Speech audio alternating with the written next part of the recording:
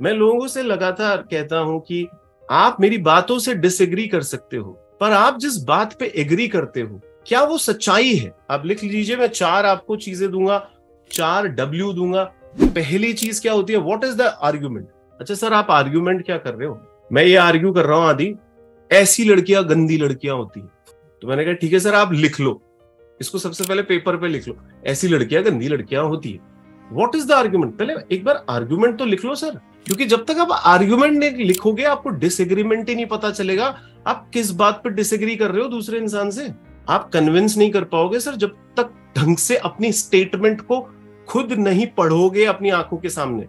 विचारधारा एक अलग बात होती है, पर विचारधारा यानी व्हाट इज द आर्ग्यूमेंट के बाद क्या आता है? Why is it true? क्यों है ये सच्चाई? ये एक इंसान को अपने आर्ग्यूमेंट की सच्चाई समझना बहुत जरूरी है।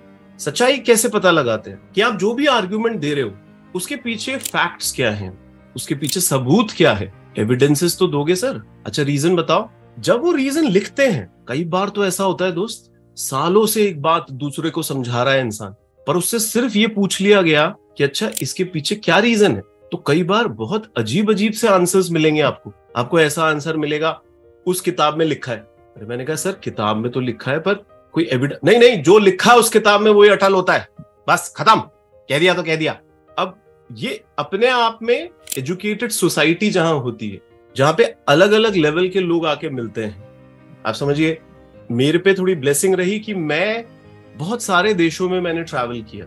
मेरी पढ़ाई भी जहां हुई, Tata institute of social sciences, आप देखिएगा उस कॉलेज के बारे में, बिरला इंस्टीट्यूट ऑफ टेक्नोलॉजी के बारे में आप पढ़िएगा।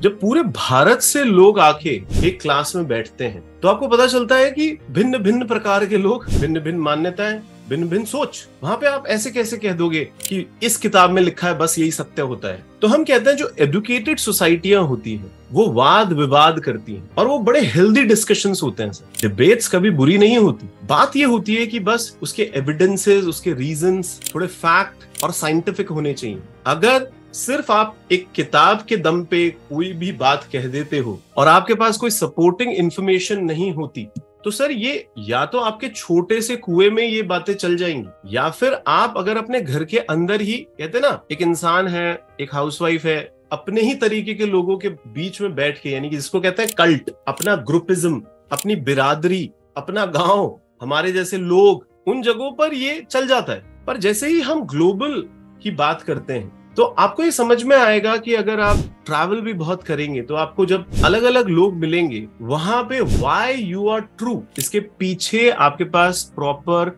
आर्गुमेंट्स होने चाहिए, प्रॉपर सपोर्टिंग इंफॉर्मेशन होनी चाहिए। तो पहली बात मैंने आपको बताई, व्हाट इज द आर्गुमेंट। दूसरी बात मैं जो आपको बता रहा हूं वो है व्हाई इज इट ट्रू। तो व्हाट एंड व्हाई। तीसरा क्या है दोस्त? When has it happened. ये बहुत जरूरी है कि जो भी आप सोर्स ऑफ इंफॉर्मेशन दे रहे हो वो थोड़ी कंपेलिंग हो दोस्त। एक गुड आर्गुमेंट वही होता है जिसके अंदर साइटेशंस होती हैं। हम कई बार कहते हैं हमारे स्टूडेंट्स को कि दोस्त मैं कोई भी बात अपने दिल से नहीं लगा रहा, मेरे जो भी नोट्स पढ़ेगा उसके नीचे साइटेशन देखेगा, कहां से लिए जाते हैं, कहां की बात बता रहे हैं, and we agree to disagree. आप हमारे पास जो भी हम बातें बता रहे हैं उनको अगर आप मानते हो कि वो बातें बिल्कुल गलत हैं, we are open to that, we are open for discussion. आप अपनी बात बताओ, आप उसका सोर्स बताओ। आर्ग्यूमेंट्स तभी अच्छे हो सकते हैं दोस्त जब हम व्हाट, व्हाई और व्हेन का ध्यान रखें, और लास्ट जो बहुत इंपॉर्टेंट चीज बोलता हूं मैं वो होता है हु केयर्स।